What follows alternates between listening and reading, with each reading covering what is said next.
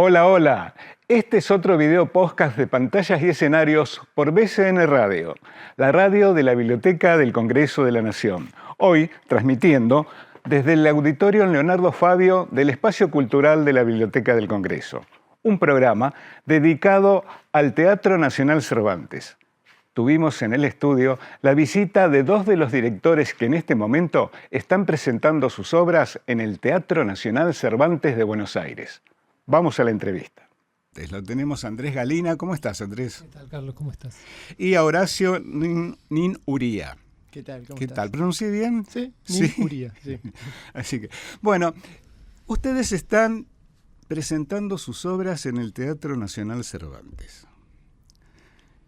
Le voy a preguntar a Andrés cuál es la obra que estás presentando.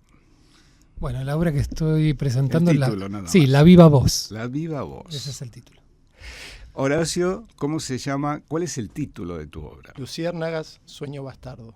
Bien, ustedes están presentando esas obras. Le voy a preguntar a cada uno, ustedes vean quién contesta primero, ¿qué es estar presentando una obra para un autor? Estar presentando en el Teatro Nacional Cervantes una de sus obras. Horacio va a contestar. Bueno, en principio es una gran responsabilidad, porque además recordemos que es nuestro único teatro nacional, Sí. que no es menor. Un orgullo, una vidriera importante y un lugar de mucho disfrute también, porque uno tiene ahí condiciones de producción que no suele tener cuando trabaja en teatro independiente o en otros circuitos, y además de lo que sucede con el público, que es un placer, toda la cantidad de gente que se acerca al Cervantes y que confía en su programación. Bueno, en este momento está programada la revista que por donde pasan 600 personas de jueves a domingo. Es un éxito. Tuvimos acá dos de los actores y realmente es un éxito lo que está sucediendo con la revista la revista del Cervantes. Nosotros estamos en las salitas más chiquitas, pero no por eso menos importantes, que tienen otras características, pero por donde también circula mucha gente y está buenísimo. Lo de la revista está buenísimo porque el teatro está como muy, muy vivo. Quizá en otros momentos estaba más tranqui de gente, pasa un montón de gente por el Cervantes. Así que es una experiencia muy grata por donde se mire. ¿Qué te pasa a vos, Andrés, con tu obra en el Cervantes? Sí, también me sumo a la alegría de habitar ese espacio. En general, nosotros siempre escribimos, para el teatro independiente, digamos, y es otro pasaje, otra experiencia, otra forma de producción, otras lógicas. En el caso particular de la obra que coescribí, lo hice con un amigo, con Fabián Díaz. Uh-huh. Entonces también es una experiencia diferencial en ese sentido, ¿no? En coescribir con un amigo para una actriz, a pedido de una actriz, a partir de una idea específica de una actriz. ¿Quién es la actriz? La actriz es María Merlino. Uh-huh. Me meto un poquito ahí en la historia, a contarte cómo nació, cuál fue el germen del proyecto. Contame ¿quién dirige? Dirige Pablo Ramírez. Bien, y sí, contame cómo es que se origina eso. ¿Te llama una actriz y Sí. te dice, quiero una obra? Sí, nació a partir del deseo de María de trabajar. Creo ella estaba filmando una película, si no recuerdo mal, y Luis Longhi, el actor, le contó una historia de Estrellita del Regil, una actriz que había sido extra en Tango Bar, la última película de Gardel, y que supuestamente cuando Gardel canta Lejana Tierra Mía, Estrellita, Lejana Tierra Mía, esa canción que la nombra, ella se desmayaba en escena, y había un segundísimo plano en el cual aparecía 2 segundos, y María le interesa mucho esos personajes un poco al margen, ¿no? de la historia oficial. Hay algunos rumores, digamos, una suerte de rumor que tenía como el embrión de una posible obra, tomar la figura de Estrellita. Empezamos con Fabián a tratar de rastrear qué documentos había, y la verdad que había como una suerte de vacío histórico muy propicio para empezar a imaginar alrededor de ese vacío. encontramos algunas cosas, ¿no? Algunas notas que hablaban de una suerte de novia errante de Gardel, digamos que a partir de que otra novia errante, algún testimonio de ella, de Estrellita, que decía que efectivamente se iba a casar con Gardel en Nueva York. ¿Encontraron testimonios de la auténtica Estrellita? Sí, eran algunas revistas, algunos fragmentos perdidos de digamos, donde citaban a Estrellita confesando que había sido amante de Gardel, que se iban a casar efectivamente en St. Patrick's, en una iglesia. Bueno, unos datos muy perdidos que no construían básicamente la obra, sino que propagaban un poco más esa suerte de rumor alrededor de ella. Y a María le fascinaba mucho la idea de la extra, ¿no? De esa extra que mirábamos, es muy linda como la imagen de donde ella aparece casi como torciendo apenitas el cuello, como si fuese una plegaria por entrar en cuadro, ¿no? Quizás era lo que le habían marcado el director, totalmente, ¿no? sí. Y la verdad que era, digamos, en tren de confesión, era un poco ajeno para nosotros el tema, para Fabián y para mí. Yo suelo escribir un poco más sobre la costa, digamos, que es el lugar donde nací, y escribí una obra que se llamó Los días de la fragilidad, que él dirigió, Fabián. Y Fabián suele escribir sobre el monte, ¿no? Y sobre su propio territorio de Chaco. Entonces, en principio, ese rumor, eso que nos mandó María, nos trajo cierta genialidad. Y a partir de esa genialidad empezamos un poco a escribir y a buscar la posibilidad de estar en ese mundo, de escribir para ella, para su fraseo tan particular, para sus ritmos, para su melodía. Y en ese sentido el trabajo tuvo ese intercambio, esa relación, ¿no? y esa puesta en abismo también de lo que escribíamos nosotros para tratar de entrar en contacto con esa poética de actuación tan distintiva que tiene María. Acá Estrellita existió, o sea, no es un personaje que se les ocurrió a los dos autores. No, Estrellita existió. Lo que sí pasó es que en algún momento decíamos, bueno, un documental sobre Estrellita. Y la verdad que buscábamos y había 2 o 3 datos. Revisamos algunas biografías de Gardel, buscamos por fuera de eso, no sé, en la Matrix, en la nube no había nada. Entonces, un poco sobre ese silencio empezó a aparecer algo, porque justo con Fabián escribimos una obra que después dirigió Guillermo Cacache con Teatro Casero, un grupo del sur, que se llamaba La noche crece, que era de 2 hermanitos vampiros, a partir de una novelita lumpen de Bolaño. Eran 2 hermanos que perdían a la madre y que empezaban a manifestar algunas expresiones vampíricas y que se iban acompañando en la orfandad hasta que se separaban. Y entonces veníamos, bueno, también algo de eso trajo la pandemia, ¿no? Veníamos como con el universo vampírico, gótico, apocalíptico que trajo la pandemia, y empezamos a pensar la figura de esta Estrellita a partir del mundo gótico, es decir, como una especie de cruce entre el tango y el gótico.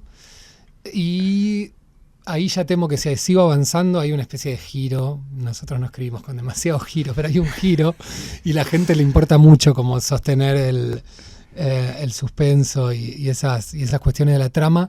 Entonces no sé si avanzar mucho contando eso, porque hay algo muy crucial en relación a la vampira. Por eso, alerta spoiler. Hay algo muy crucial en relación a la vampira y Gardel. Hay algo de vampiro. Entonces, claro, Merlino es una especie de vampira, de novia errante vampírica, y la Estrellita. Y claro, entonces hay una suerte de cruce entre los mundos tango y gótico. Pero bueno, no puedo ir mucho más allá. En la gráfica hay algo. En la gráfica está muy claro, está sí. Un poco algo de eso, pero lo que no puedo terminar de revelar es qué hace la vampira. No hay que decirlo. Horacio, contanos sobre tu obra. Repetinos el título. Luciérnagas, sueño bastardo. Luciérnagas, sueño bastardo. Acá Andrés habló algo de una obra de orfandad y... Mirá. Bueno, estás un poco... Mira, si está algo... Sí, hay algo que tiene que ver, sí. Bueno, transcurre también... tiene que ver, hay una fuente que tiene que ver con un hecho histórico también, en el que llegué un poco de rebote, pero en la medida que me fui metiendo, a diferencia del caso de Andrés, encontré no sabemos hasta qué punto es la fidelidad de esa data, porque la obra transcurre en fines del siglo XVIII, en la casa Hace de los mucho niños, tiempo. en la casa de los niños Expósito. Ajá. Se toma un poco esa historia. O sea, los niños expósitos eran los huérfanos durante el sistema colonial. Claro, esto transcurre en el, no se lo nombra, pero en el virreinato de Vértiz sería. Ajá. Que bueno, que es una casa que crean porque aparecían los pibes muertos en la calle, comidos por los perros, y en afán de traer el progreso, la civilización, crea esta casa. Y en la medida que me empecé a meter en ese universo, me empecé a interiorizar un poco en el personaje de Vértiz, que me pareció muy atractivo porque era tenía muchas inquietudes artísticas, culturales. Sí, creó la ranchería, de hecho. El teatro de la ranchería. Claro. Bueno, y trajo la primera imprenta, que se la compra a los franciscanos, para con esa, que era una forma de solventar los gastos de la casa de los niños Expósito, y pone a los niños a trabajar ahí. Trabajaban ahí, ¿no? Claro, entonces en la medida que me metía en ese universo me parecía muy atractivo, no tanto por la fidelidad con lo histórico, sino como era como parecía más fuerte que cualquier cosa que pudiera inventar yo en términos ficcionales, pero me interesaba como juego, porque me parecían personajes muy atractivos para actuarlos, y todo un universo poético que dialoga con la actualidad de una forma muy... Tiene un cierto paralelismo con cosas que suceden, y están vigentes. Sí, la sensación que tenés todo el tiempo es... Sí, desde que nada ha cambiado demasiado, ¿no? Digo, todo el tiempo está eso subyaciendo. El virrey, y se manejaba, era como el fundador, el protector, que tus investigaciones te llevaron a que Vértiz era quien hacía funcionar la casa de los niños Expósitos.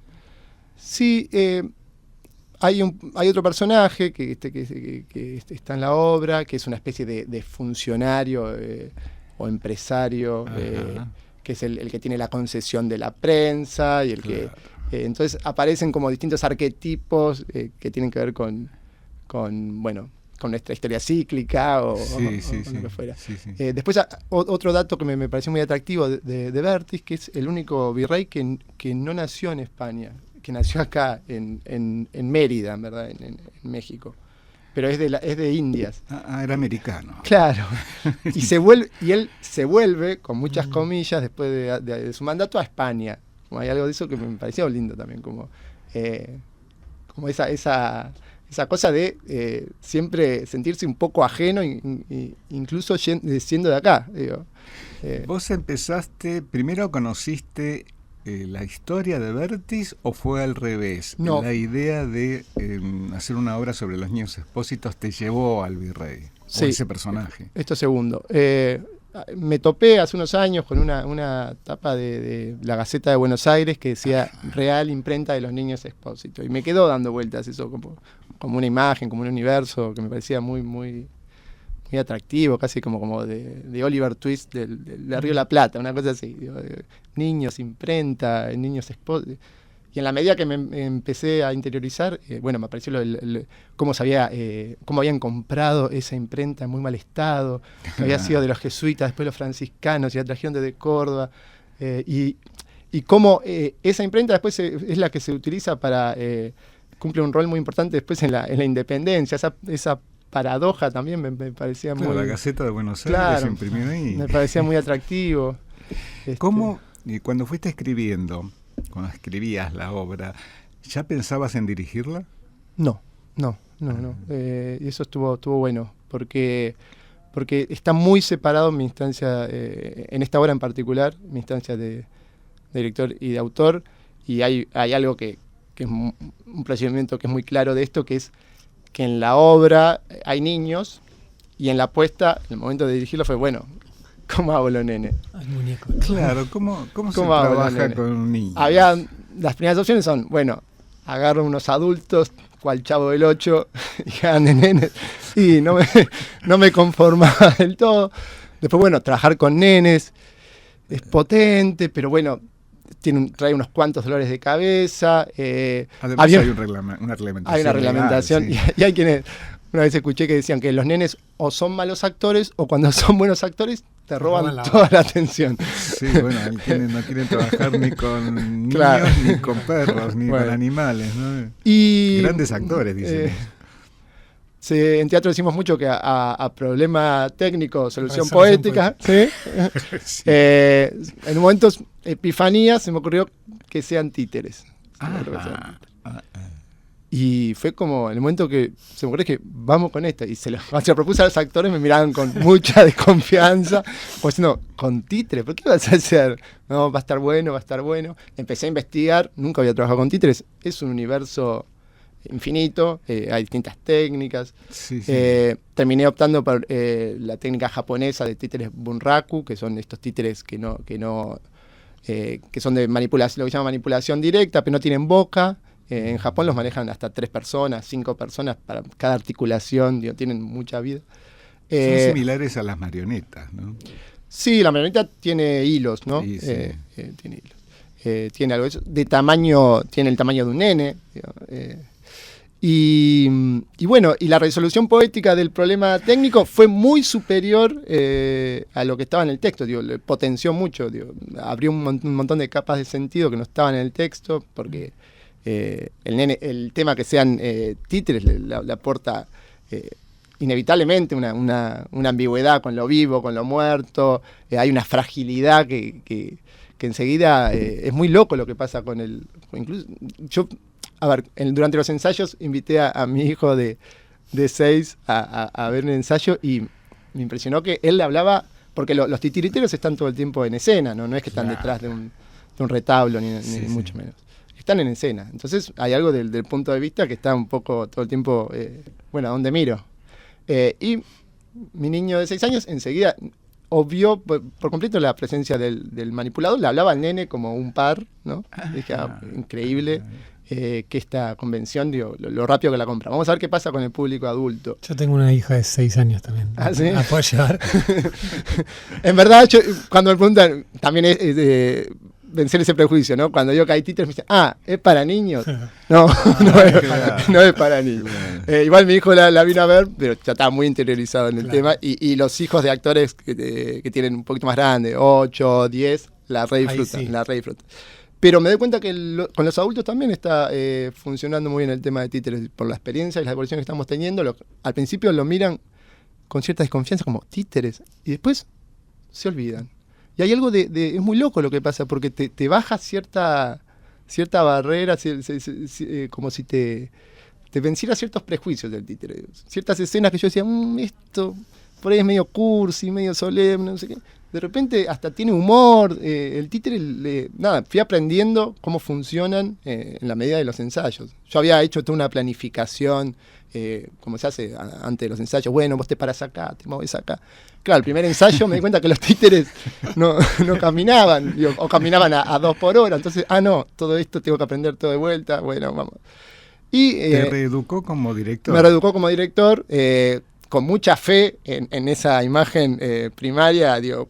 Confié a full en mi intuición, porque la verdad que en los primeros ensayos dije, en la que me metí, ¿no? ¿Quién me mandó a hacer esto? Pero después, en la medida que fue apareciendo este lenguaje muy singular, porque era personas de carne y hueso interactuando con títeres, y se empezó a armar y terminó. Yo estoy muy contento con el resultado, como que potenció mucho lo que estaba en el texto, y hay un lenguaje muy, muy particular, muy particular. Todo lo que tuvo que reelaborar el director. Andrés, en tu caso, que no dirigís, sino que tenés un director o tienen un director para la obra, ¿cómo es eso de el autor escribe y se imagina lo que va a suceder en el escenario? Sí. Y cuando no coincide con lo que imagina el director. Yo no imagino mucho lo que va a suceder en el escenario cuando escribo. ¿No? No. A ver, varias cosas. En este proceso en particular, al escribir con Fabián, al escribir con un amigo, como contaba antes, ya aparecía ahí una singularidad. en el proceso que tenía que ver con básicamente ir escuchando la voz del otro, ¿no? Y ver qué devolvía el otro en la escritura, ir montándose sobre esa voz, ir generando lo que siempre suelen llamar cuando se escribe a cuatro manos una tercera lengua, ¿no? Que no es la de uno ni la del otro, o que es el destino de lo que se arma en el cruce de las dos. Más allá de que con Fabi, digamos, yo lo he leído mucho y él me ha leído mucho a mí y nos conocemos, entonces había una especie de musiquita que ya venía en la escritura de los dos, sobre todo para la escena. Entonces una onda era que coincidía. sí, que total, coincide. y que era fácil de ecualizar, que era fácil de sintonizar para los dos. Entonces yo escribí una primera escena, casi como una carta, ¿no? Como escribir una primera escena, dejarla ahí, que él la continúe, que yo la siga, y casi en ese sentido no existía el proceso de, al menos al principio, de corrección, ¿no? Sino era dejar la obra en un determinado lugar y que el otro la continúe. Pensaba en siempre pienso en esto del aikido, que es una práctica oriental, sí, donde se pega y con la fuerza del otro, digamos, te pegan y con la fuerza del otro vos redirigís. Hay algo de eso, ¿no? En la escritura, y sobre todo en la escritura de la amistad, se arma como una especie de política de la amistad en la escritura y de sostener también lo que trae el otro, incluso cuando lo que trae el otro no nos gusta o me suena ajeno o no puedo hacer nada con eso. A mí me encanta escribir con otro para bancarme todo eso y para entrar en esa relación de pérdida también y de extranjería y de extravío. ¿No te gusta escribir fácilmente? No, es que a veces como ya, digamos, ya sé bien a dónde voy, me escucho mucho. Cuando escribo solo me aburro un poco a veces. ¿Sí? Entonces me invento bastante escribir con gente. Claro, es una forma de sorprenderte también. Sí, si no... y como yo no dirijo y casi no participo del proceso, en el caso del teatro también, para mí hay algo de lo vincular o de la escritura colectiva, o de lo relacional que trae el teatro, que yo lo tramito a través de una escritura que no es individual, digamos. Y después, sobre todo en esta obra en particular, nosotros casi no participamos de los ensayos. Sí hubo de parte de María y de Pablo algunas cuestiones en relación al texto, digamos, ideas y cosas que generaron bastante reescritura o movimientos en el texto. Pero después, para mí, digamos, yo no imagino casi nada de lo que puede ocurrir en la escena. Sí escribo para la escena porque siento que lo que escribimos tiene una temperatura para esa voz, tiene como decía antes, tiene una respiración, tiene un fraseo, tiene una musicalidad. Pero ahí no hay ninguna matriz de representación en el texto. Digo, no hay una didascalia, no hay una acotación de cómo se puede montar eso. El texto es un largo poema en verso libre. ¿Qué es didascalia? Didascalia suelen ser las acotaciones, digamos, que utilizan los dramaturgos, en algunos casos para ampliar el mundo poético que lo escriben, en algunos otros casos para establecer algunas ideas de representación, ¿no? ¿Ya sabían quién iba a ser el director? No sabíamos. Siempre me gusta decir esta frase que en algún punto la didascalia dice, Badiou dice que es la policía de la dramaturgia, ¿no? Como sí. el que va a venir a regular algo desde el texto de una dirección futura. Bueno, no hay nada de eso en este texto, es un poema, de hecho tiene cierta autonomía literaria, ese material, y tiene cortes, ¿no? Algunos cortes ese poema largo. No sabíamos que iba a ser Pablo. Y cuando apareció fue todo sorpresa para mí, ¿no? Ir a verla fue como... Porque de hecho quise ir a algún ensayo, todavía no, ¿viste? A veces como... no sé qué idea hay sobre el autor. Pero finalmente fue... no es bienvenido. Pirandello decía que lo peor para un director es ensayar con el autor en la sala. Bueno, no es mi caso. En general... suelo acompañarlo, miro, no sé, siento que es otra cosa, trato de en algún punto de desidentificarme también, porque uno no puede estar pegado a lo que escribió, sino que voy a ver como otra lectura, otra resonancia, otro campo imaginario.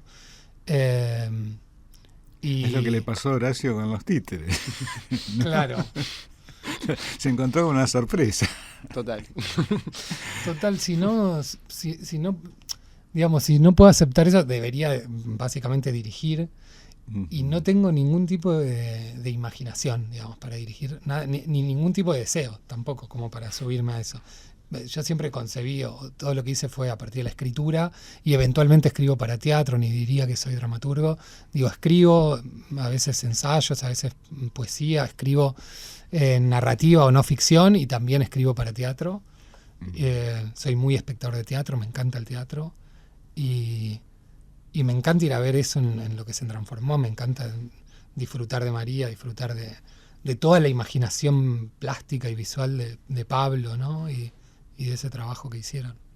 Bien, en Pantallas y Escenarios nos vamos a una pausa y ya enseguida volvemos para seguir hablando sobre 2 obras que se están presentando en el Teatro Nacional Cervantes. BCN Radio. La radio. La radio. La radio. La radio. La radio. La radio. De la Biblioteca del Congreso de la Nación.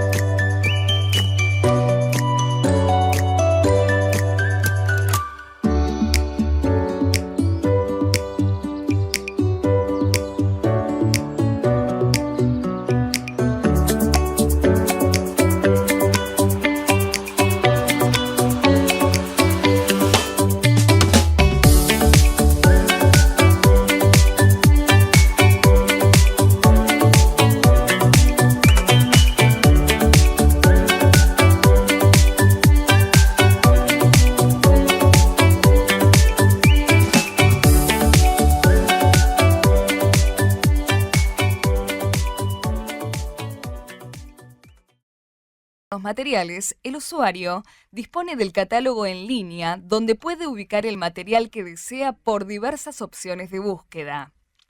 Se brinda el servicio de préstamo de materiales para consulta in situ. Las consultas o sugerencias pueden realizarse personalmente o por correo electrónico.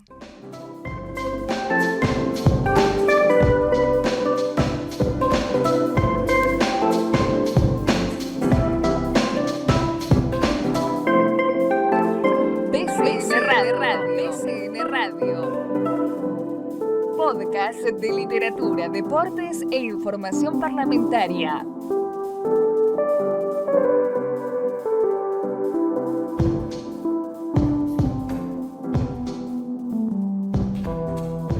Encontrá todo el contenido en bcnradio.com.ar.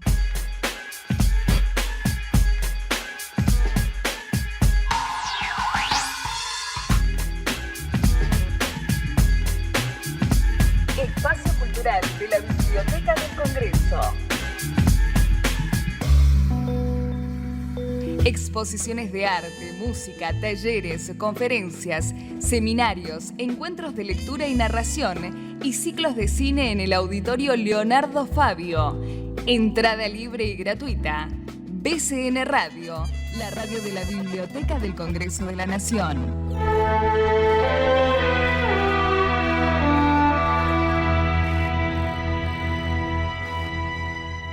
¿Sabías?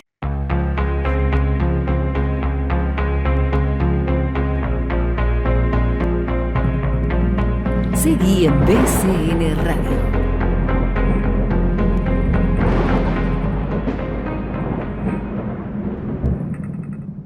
Y seguimos en Pantallas y Escenarios por BCN Radio, la radio de la Biblioteca del Congreso de la Nación.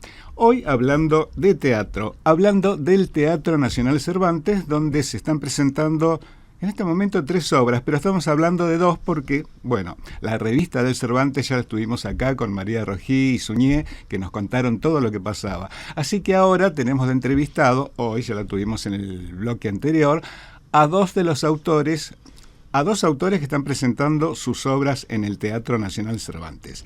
Así que, bueno, Andrés Galina y Horacio Ninuría, que nos están contando sobre Luciérnagas, Sueño Bastardo, y La Voz. La viva voz. La Viva Voz. ¿Por qué esos títulos? ¿Cómo se les ocurre a un autor los títulos? ¿Cuánto tiempo piensan yo un soy título? muy malo para titular, es decir, siempre, de hecho, ahora escribí un libro con un amigo que se va a editar por vinilo y nos bajaron el título. Ajá, Es decir, ya estaba registrado. no les parecía que funcionaba el título que No era marketinero. No sé, sí, no lo era. Y en este caso tampoco teníamos título. Es decir, tuvimos la obra, versiones, y no teníamos título, y era Estrellita, el nombre, no, hasta que el título es de Pablo Ramírez. Dijo, tengo el título, es La Viva Voz, dijo. Y yo dije, sí, La Viva Voz, sí. Y ellos estaban reconvencidos y yo soy muy fácil de convencer, entonces me entusiasmé también rápidamente y Fabián también. Así que fue La Viva Voz. Un poco es a descubrir también, por lo mismo que no quería spoilear el tema vampírico, bueno, está vinculado con el título. Bien, ¿y Luciérnagas? Luciérnagas, bueno, Sueño también bastardo. pasé por muchos títulos. Esta obra tuvo muchas versiones y en un momento, cuando tuve el impulso de dirigirla, fue porque, o que tuve la cuota de confianza como para querer dirigirla, tuvo que ver con que ganó una mención en un concurso del INT. Muy bien. Y fue con ese título. Que la parte graciosa es que es un certamen que tuvo como 24 ediciones, en las cuales 23, durante 23 años, los ganadores y las menciones se editaban. Claro.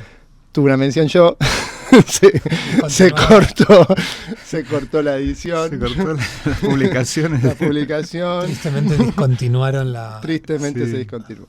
Sí, me río, La editorial, ¿no? para no llorar. Pero, Claro, por la editorial. claro. Por otro lado, hoy con el diario del lunes me dio cierto alivio porque de eso hasta ahora el estreno la recambié la obra, la verdad, y quizá, no sé, esa tontería que uno pretende cierta fidelidad con el texto impreso, no sé, que quizá no me hubiese animado a cambiar tanto lo que ya estaba impreso. Me dio cierta soltura. Luciérnagas no es tan directa la asociación del título con la obra. Las luciernas me resonaban porque, bueno, son un poco los nenes. Hay un personaje de una actriz que habla, que dice que soy como una lucierna que cuando no está en el escenario se apaga. Bueno, el virrey se lo conoce como el virrey de las luminarias. A ver cómo es eso, le voy a pedir a la operadora si nos puede poner la foto 1, a ver si vamos viendo. Ahí estamos. Esto es Luciérnagas. Exacto. ¿Qué se ve acá? Le estoy preguntando al autor y director. Bueno, ¿Se ven los títeres? los niños. Don José, este empresario que todo el tiempo está tratando de hacer su negocio. La imprenta, que llegó de Córdoba. Y los manipuladores, que son como una especie son manipuladores y son personajes un poco. Esa es la paradoja que tienen, porque son un poco Y son los que se Una prenden los extensión. movimientos. Sí, pero Así. están todo el tiempo en escena. Tenemos la foto 2 y vamos a seguir hablando de Luciérnagas. Así que ponemos en pantallas otra imagen de la obra Luciérnagas, Sueño bastardo. Y acá, Bueno, este personaje... Lautaro, que es un actorazo, Lautaro Delgado, personificando al virrey. Este es el virrey. Que, a diferencia de los otros personajes, tiene una especie, es muy glamoroso. El vestuario está lejos de ser fiel a la historia, como toda la obra, ¿no? Hay muchos guiños, esas cosas que tienen los hombros, no sé cómo se llaman, que le dan una cosa muy... nosotros hablamos mucho de la referencia durante los ensayos, que es como una especie de David Bowie, una cosa muy, muy glam. Tiene. Tendremos que preguntarle al director de la otra obra, Pablo Ramírez, ¿cómo se llama eso que en los hombros? ¿Volados? Que era algo por el estilo. Sí, un voladito. Vamos a seguir viendo lo que se está ofreciendo en el Teatro Cervantes. Ahora vamos a ver la foto 3. Acá la foto 3. Ay, ay, ay. Bueno, acá tenemos la Qué vampira. inquietante que es esto, ¿eh? Quien está en escena es María Merlino, la actriz María Merlino. Así que tenemos la foto 4. No, esa estamos... Acá es otro pasaje de María Merlino. Como verán, los vestuarios de Ramírez son una especie de dramaturgia Claro.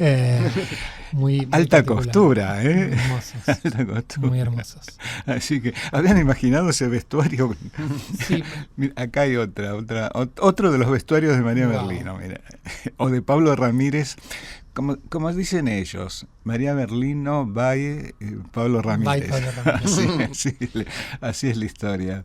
Así que estaban fantaseando que quizás una nueva colección de Ramírez iba a ser Estrellita. ahí está bueno, mirá, va a trascender a los desfiles de moda la obra. Así que, Horacio, contanos, tenés una trayectoria, entonces nosotros poco tiempo, contanos por qué escribís, cómo te formaste, qué te gustaría escribir, ¿estás escribiendo ahora? No, debería. No, todavía creo. Debería. Bueno, yo vengo de familia de artistas de que se dedican al teatro, pero más del palo de la escenografía, del vestuario, de lo visual. Y mi llegada al teatro es desde ahí.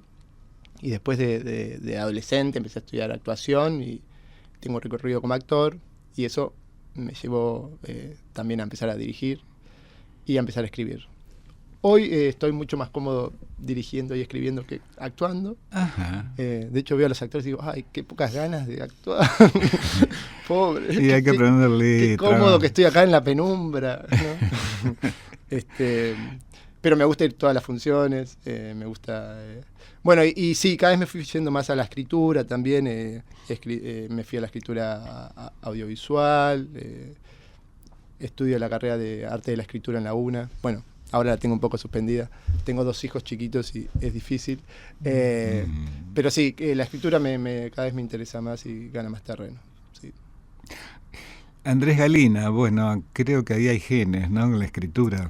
Sí, mi papá digamos, somos de Miramar. ¿Cómo se llama Mi tu papá padre? es Mario Galina, que es investigador de teatro y de cine. Y de muy chiquito nos íbamos de Miramar a Buenos Aires a ver teatro, me traía a Buenos Aires a ver, me acuerdo que mirábamos el diario y ahí elegíamos qué íbamos a ir a ver. Veíamos 2 obras por día durante 4 o 5 días y viajábamos 3 o 4 veces al año y era como la vida era la espera entre un viaje y otro, básicamente.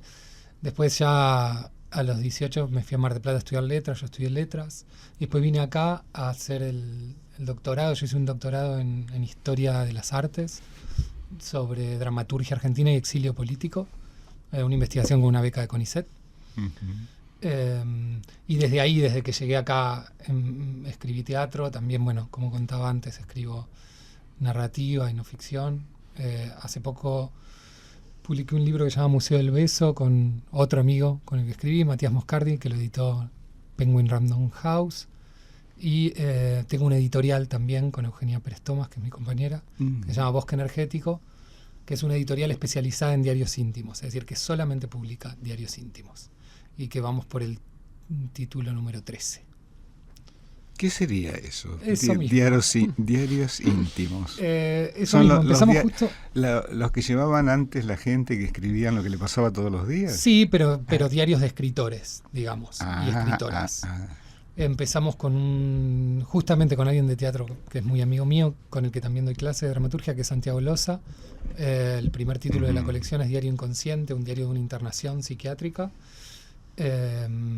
Santiago deja un cuadernito en blanco cuando vive esa experiencia y 20 años después lo vuelve a escribir, ¿no? Como vuelve a diariar esa experiencia con ese desfasaje temporal. Y al mismo tiempo publicamos Diario de los 15 de I. Acevedo, un diario que llevaba I. Acevedo en su adolescencia, que era una especie de escritora muy prematura, porque en vez de pedir la fiesta de cumpleaños pide una computadora para convertirse en escritora a los 15 y va diariando ese proceso. Y después editamos a Leopoldo Brizuela, bueno, acabamos de sacar un diario de Laura Widner. Nada, fue creciendo mucho. Me comentabas en el corte que estás con otra actividad también. Sí, y estoy, bueno, eso más que nada para invitar, porque va a estar hasta febrero en el Museo de Arte Moderno de Buenos Aires. Ah, qué interesante. 2 muestras sobre teatro. Una se llama Esto es Teatro, 11 escenas del teatro experimental, del Ditela al Paracultural, una muestra que curamos con Alejandro Tantanián y Florencia Cualina. Son exactamente 11 escenas del teatro experimental de Buenos Aires, comenzando por algunas escenas del Ditela y generando un puente con las experiencias de postdictadura, tomando como centro neurálgico el paracultural. Y ahí hay desde una escena de cuadernos, diarios íntimos de Berta Pilleta, por ejemplo, hasta una escena dedicada a Roberto Villanueva como director del Centro de Experimentación Audiovisual del Ditela, pasando por Nacha Guevara, pasando por Griselda Gambaro como el punto de ruptura contra el realismo hegemónico de esa época, de los 60s. Bueno, una suerte de viaje fragmentario, no totalizante, pero de escenas muy, muy iridiscentes de esos años. Y al lado, en el mismo segundo piso, una muestra retrospectiva sobre el periférico de objetos. Justamente ahí estábamos hablando de los títeres. Grupo paradigmático que revolucionó el lenguaje de los títeres en los años 90 y que junto con los artistas que componían el grupo, Emilio García Huevi, Román Lamas, Ana Alvarado y Daniel Veronese, hicimos una suerte de arqueología y reconstrucción de algunos pasajes muy paradigmáticos del grupo.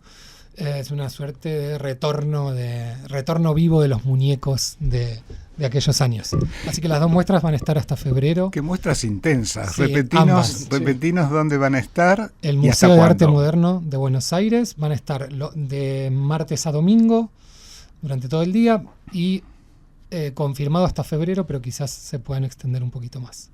Horacio, ¿cómo elegiste el elenco? Bien. Porque acá fue al revés. Andrés fue la actriz, eligió a los autores. Exacto. ¿Cómo fue el autor y director que eligió a los actores? Bien, hay 4 que... Habían 2 que eran con los que vengo recorriendo un largo camino, que son muy amigos y con los que venimos trabajando juntos hace 20 años. Hay 2 que son Lautaro y Paula Rasenberg, que son que los conocía, que los admiraba mucho y aprovechando este marco los convoqué a que lean la obra, les entusiasmó y me encanta que estén.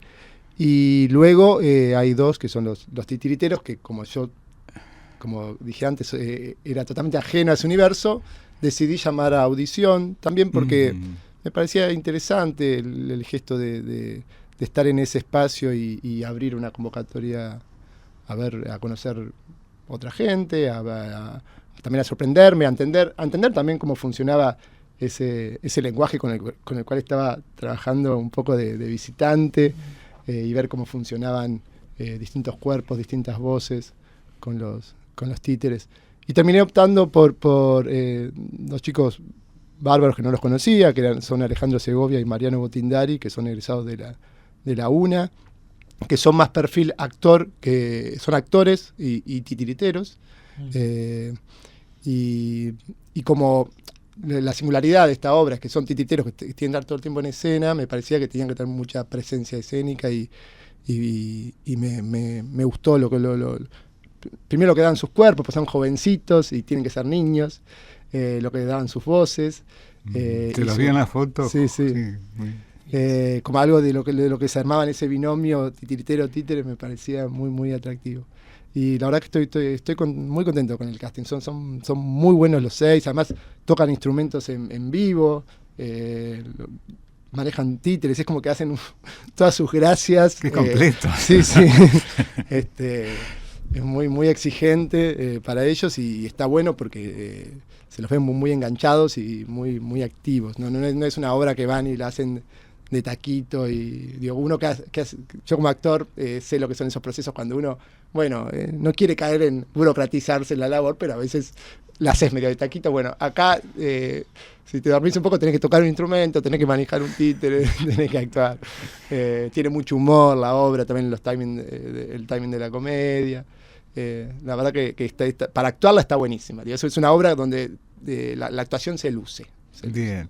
Andrés Galena, la viva voz. Se da de jueves a domingo a las 18 horas en la Sala Luis Abel del Teatro Nacional Cervantes. Y Luciérnagas Sueño Bastardo. También, de jueves a domingo, pero a las 21 horas. Es decir, pueden ver las dos. Se Claro. puede salir de una y ver la otra en el Salir de mismo una, lugar, tomar algo y- en el mismo teatro. Así es. Así que, bueno, Andrés, Horacio, les agradezco mucho su paso por Pantallas y Escenarios, contándonos toda esta actividad que tienen en el Teatro Nacional Cervantes, que como dijo uno de ustedes, es el único teatro nacional. Y este fue otro video podcast de Pantallas y Escenarios por BCN Radio, la radio de la Biblioteca del Congreso de la Nación. El staff del equipo estuvo formado por Juan Martín, Nina Pepe, Lucas Navas, Mariana Salas. En pantallas van a tener las redes para comunicarse con nosotros y en la conducción, Carlos Herrera.